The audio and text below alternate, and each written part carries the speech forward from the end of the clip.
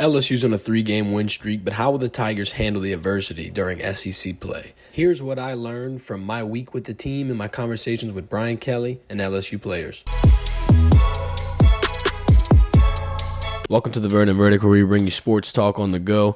I'm your host, Jacob Verde, and today we got a pretty short video, but I'm going to just round up some latest LSU news and give you all the latest updates ahead of this Auburn game. We'll still be doing the pregame show live on Saturday right before the game, but let's break down the latest information. So, of course, this is a road game. We've talked to Brian Kelly. We've talked to a couple of the players, and everyone says the focus is still the same. You want to go out there. You want to make your mark. You still want to play the same. You still want to do your same things and try to get comfortable. Yeah, Jayden HERE and that environment is true SEC loud noise, and it'll be abrupt and an abrupt change what the Tigers are used to. You know, they played Florida State in a neutral site. It's a Superdome. I mean, come on, it's packed out with LSU fans. So I think they're going to get their first taste of real road adversity here. Also, more adversity that they'll face is the injuries. The injuries, we got off a little bit lighter than I expected us to. You know, we get Jayden Daniels back, we get Jay Ward back, and we get B.J. Ojulari back. I'm thankful and appreciative of all that. Still out, we'll have major burns and questionable Armoni Goodwin with the hamstring, and now Garrett Dellinger. Brian Kelly announced today that Garrett Dellinger had a surgery on his hand, and it's doubtful for Saturday. You know, it still could happen. It's up in the air. His backup would be Miles Frazier, so, we'd be in good hands.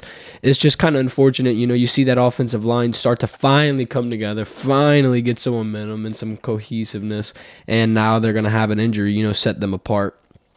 I don't think this should spell any major troubles for LSU. You're still going to have your center. You're still going to have your big experienced guys, and you're still going to have those freshmen. The true freshmen in Will Campbell and Emory Jones have been impressing everyone. Noah Cain said how he sees the talent in them early on. I mean, it doesn't matter who you ask on that football team or that coaching staff. They're all going to say that. That's first-round NFL talent sitting right there in those offensive linemen, and Brian Kelly is seizing it and trying to, make the best of it and make sure that those guys get their reps, not only get better so they can continue to be cornerstone pieces for this program, but so they can go ahead and make an impact in this run game. LSU needs every bit of help it can get in this SEC play.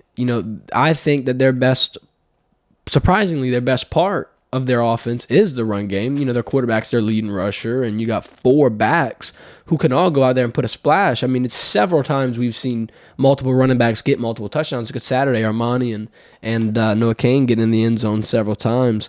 Noah Cain said, though, everyone's mindset is just kind of waiting for their number to get called. No one's sulking. You're sitting there cheering your teammate on. You're sitting them, helping them see what they need to see. And whenever they call your number, you're out there ready to make plays. Noah Cain said he doesn't want to get caught up in the fact that he's not in the field, because if you get your mind so cloudy when you actually get on the field, then you're not able to succeed and play at that level that you'd want to play. Noah Cain's a really level-headed individual. He said at Penn State that he saw a similar type of workload with multiple running backs in the scheme, and he's sitting around waiting. He also said he played with a mobile quarterback, and how Jayden Daniels it makes it easier on him when your quarterback can run and be mobile and get out of the pocket. It opens up the field. The defense has to play true to their zones, and no one can just sag off and on the defensive side and go make a play. You know what I mean? You hold everyone accountable. Jayden Daniels is making the defense think. They're making the defense sweat. Opens the field for Noah Cain. Opens the field for some of our receivers, a play action game, RPO game. Jayden Daniels is really allowing this offense to be multi-dimensional. They're not just a one-trick pony. They're not out here just slinging the ball to Kayshon Boutte, as we kind of anticipated preseason. And look, Kayshon Boutte coming back this Saturday. Hopefully he's going to be able to get active and, turn over a new leaf and head back to that Kayshon Boutte that we're used to seeing and that we saw last year. Speaking more on Jayden Daniels and how he makes the game easier for the people around him, Charles Turner, their center, he said how it's easier to block for a mobile quarterback because if the play breaks down, Jayden's still able to create, Jayden's still able to get out, and the play's not always over. Jayden Daniels can turn something from nothing, and it not necessarily makes it less stressful, but Charles Turner knows in the back of his mind, if they got a heavy rush coming, 5 in the backfield might be able to make something happen. Jayden Daniels' progressions and his mental aspect of the game is getting better, and he's growing exponentially because that play where he hit Jayden Jenkins in the red zone, that Brian Kelly said that was his fourth read. Jayden Daniels is sitting in the pocket in the red zone, going through each individual receiver, trying to find the best hit, and he made it all through his reads, said no, didn't force, didn't run, didn't get out the pocket, stayed calm, cool, collected, poised, hit Jayden Jenkins, and inched us about 5-10 yards closer to that goal line. I think Jayden Daniels is showing off a lot of good skills, a lot of good development. A lot of the questions that I had of Jayden Daniels were, the accuracy, the turnovers. He hasn't thrown a pick yet. He has not turned the ball over yet. Knock on wood. But, I got nothing to complain about. Yeah, I would like to see the receivers get active, but at the same time, if it's not happening, maybe they're having a bad game, maybe they're not on the same page, I'd rather him not force it. They're able to create. The offense is averaging 40 points a game, 450 yards a game. It's heading in the right direction. Yeah, we want to see Kayshawn get active early when we play these harder defenses like Tennessee and Arkansas and now Auburn, Bama, all these SEC teams. I think it'll come. I think it's in due time. But right now, with the direction we're heading in, I think it's pretty good. I think that I'm pretty comfortable with it. Jayden Jenkins said, he trusts Daniels' decision-making, and he knows that if Daniels is getting out the pocket, it was the only option. So, the general consensus is Jayden Daniels is making the best decision for the team.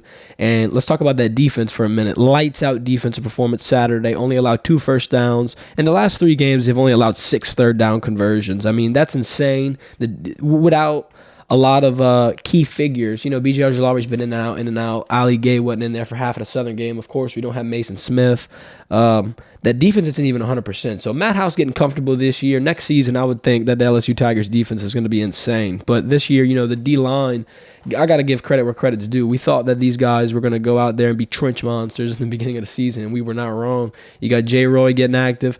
B.J. Ojulari getting active. Of course, Ali getting active. But how about Harold Perkins, the true freshman, coming out? I'm not going to say out of nowhere, but he came out and he's leading the team in tackles, and he's found his footing. He's hit his stride. I'm impressed with Harold Perkins Jr. I think that LSU's heading in the right direction, like we said. I think that I could see them winning this game Saturday. It's more probable, to be a little bit tougher because we're on the road. But if they can show that they can get the job done here, I trust this team a whole lot more when we're talking about how many games they're going to win in terms of the 9 wins, 10 wins. I trust them a whole lot more to hit that mark if they can go in Auburn and get a sounding victory Saturday. Well, follow the Verdant Verdict. Make sure to hit that notification bell so you don't miss another stream. We're going to be uploading daily content on the Instagram, on the TikTok, on the Facebook. Links in the bio. Make sure to follow. Thanks for watching. Share the video, like the video. Leave a comment what you think LSU and Auburn is going to look like. We left a poll. About 93% of over 1,100 votes said LSU is going to win. So that sounds like everyone's supporting the real Tigers, the LSU Tigers. So it's a good sign. Good sign Saturday. Make sure to tune in. We're going to be going live, breaking down the game. I'll be going live with Ben Jenkins. It'll kind of be nostalgic. We'll be sitting here like we were going live all in the summer. So y'all tune in. This has been the Verdant Verdict. Thank y'all.